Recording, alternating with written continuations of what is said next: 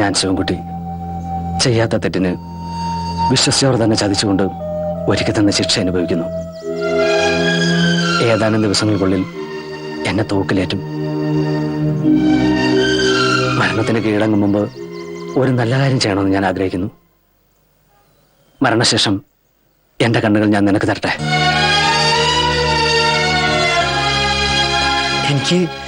എനിക്കെന്താ പറയണ്ടേന്നറിയില്ല. കാരണം നിങ്ങളുടെ ജീവനേക്കാൾ വലുതൊന്നല്ല എൻ്റെ കാഴ്ച. പക്ഷേ അറിയാം, ഒരു കാലത്ത് ലോകം മുഴുവൻ നോക്കി കാണുകയും പിന്നൊരു സുപ്രഭാതത്തിൽ കാഴ്ച നഷ്ടപ്പെടുമ്പോഴും ഉണ്ടാകുന്ന വേദന അതെനിക്ക് മനസ്സിലാവും. ഞാനൊരു ഉപകാരം ചെയ്യുന്നതിന് പകരം രാജീവ് എനിക്ക് എന്ത് തരും?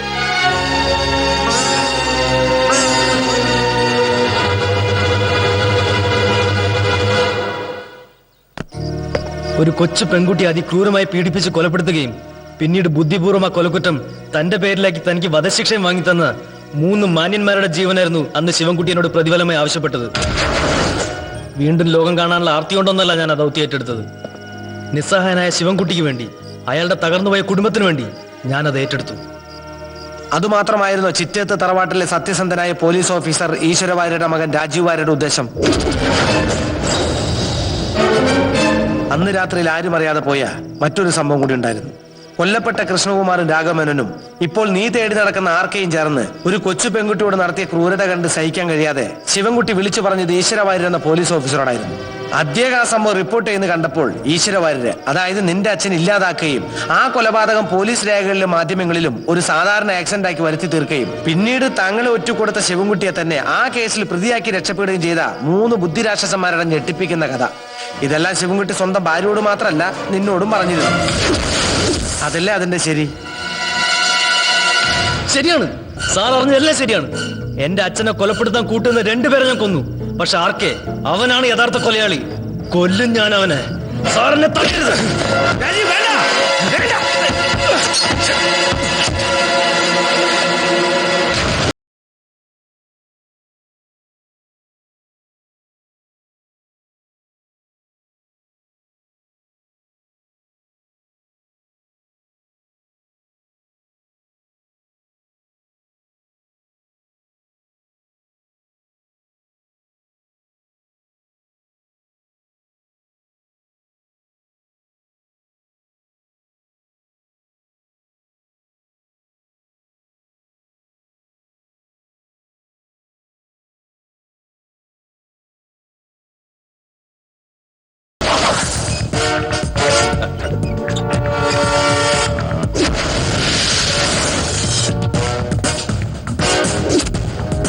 Welcome, Mr. Ravanan, a man with extraordinary power. I know. ചെറുപ്പത്തിന്റെ ചോരത്തിളപ്പിൽ ഏത് കൊലകൊമ്പന്റെ വീട്ടിലും ചങ്കുറപ്പോടെ കയറി വരാൻ ധൈര്യമുള്ള വർഗീസ് എന്ന നസ്രാണി പയ്യനെ കുറിച്ച് നേരത്തെ തന്നെ കേട്ടിരുന്നു. ഏത് ഭൂമി മലയാളത്തിൽ ഒളിച്ചു പോയാലും എന്നെയും തേടി വർഗീസ് വരുമെന്ന് തഞ്ചാവൂർ ചെന്നപ്പോ ശാസ്ത്രികൾ പറഞ്ഞു. തന്റെ ഈ വരവിന്റെ ഉദ്ദേശം തന്നെക്കാളും നന്നായി എനിക്കറിയാം. അതാണ് ഈ ആർക്കയുടെ 6th സെൻസ്.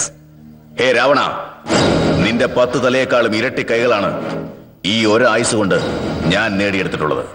അതുകൊണ്ട് വന്ന വഴി തന്നെ തിരിച്ചു പോകുന്നതാണ് നിനക്ക് നല്ലത്. അറിഞ്ഞുകൊണ്ട് മരണത്തിലേക്ക് നടന്നു കയറരുത്. അറിയാം, നല്ലതുപോലെ അറിയാം. ഒരു കാലത്ത് ഡിപ്പാർട്ട്മെന്റ് DGP വരെ ഉറപ്പിച്ചിരുന്ന DYSP. ഇന്ത്യൻ ശിക്ഷാ നിയമത്തിൽ തെളിവുകളില്ലാത്ത കുറ്റത്തിന് എന്ത് ശിക്ഷയാണ് മിസ്റ്റർ വർഗീസ് ആന്റണി? തെളിവുകൾ ഉണ്ടാർക്കെ വിത്ത് സോളിഡ് പ്രൂഫ്. രാജീവ് എവിടെ? നാക്കർ,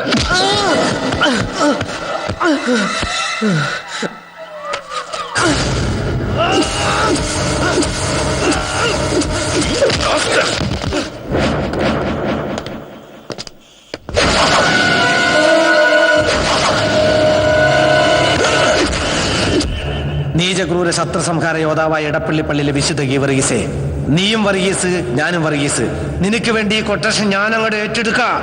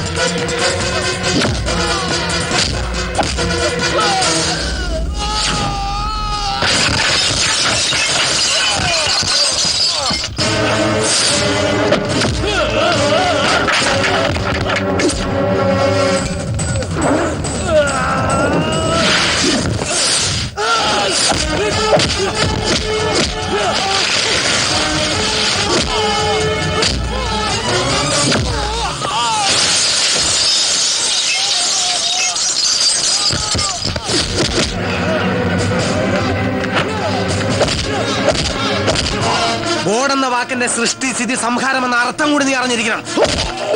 ഒരുപക്ഷെ ഇനിയുള്ള കാലമെങ്കിലും നിനക്ക് നല്ലൊരു മനുഷ്യനായി ജീവിക്കാനുള്ള പാഠമാവും അത്.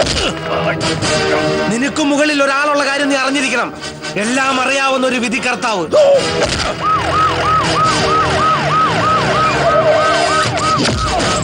ജോലി ഉണ്ടാക്കി സാറേ, ഇവനെ നമ്മുടെ കുടുംബ വീട്ടിലോട്ട് കൊണ്ടുപോട്ടോ. അതല്ലേ എന്റെ ശരി. കൊണ്ടുപോ സാറേ. ഞാൻ താമസിച്ചില്ലല്ലേ, നേരത്തെ ഏറി വന്നോട്ടോ. വല്ല ഇടിയും മാറിക്കൊണ്ട് മണ്ട കലയിൽ പോലും ഒന്ന് പ്യാടിച്ചിട്ടാണ് മനഃപൂർവ്വം താമസിച്ചത്. എന്നില്ല സാറേ, സാറിന്റെ രാവണ എഫക്റ്റിനെ കുറിച്ച് ആളുകൾ ഓരോന്ന് പറയുന്നത് ശരിയെന്നേ. അതിസുന്ദരൻ ഒന്ന് കണ്ടാ കൊള്ളാവുന്നുണ്ട്. വേണ്ട സുന്ദര, അത് ഇത്തിരി റിസ്ക്. ഒരു നല്ല കാര്യത്തിന് ഇള്ളുള്ള റിസ്ക് എടുക്കണം, നല്ല ഇല്ലേ സാറേ? എന്നെ കാണുമ്പോ സുന്ദരൻ ഇപ്പൊ എന്തിനു തോന്നണ്? എന്തൊരു തോന്നാ, എന്നെ പോലെ കാക്കിയിട്ട് ഒരു പോലീസുകാരൻ.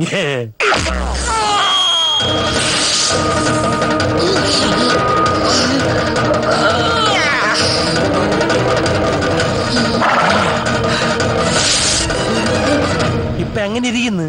തങ്കി സാക്ഷാ രാവണൻ തന്നെ. അതാണ് പറഞ്ഞ, കിട്ടേണ്ടത് കിട്ടേണ്ട സമയത്ത് കിട്ടുമ്പോൾ കാണേണ്ടത് കാണേണ്ട സമയത്ത് കാണും. അതല്ലേ സുന്ദര അതിന്റെ ഒരു ശരി.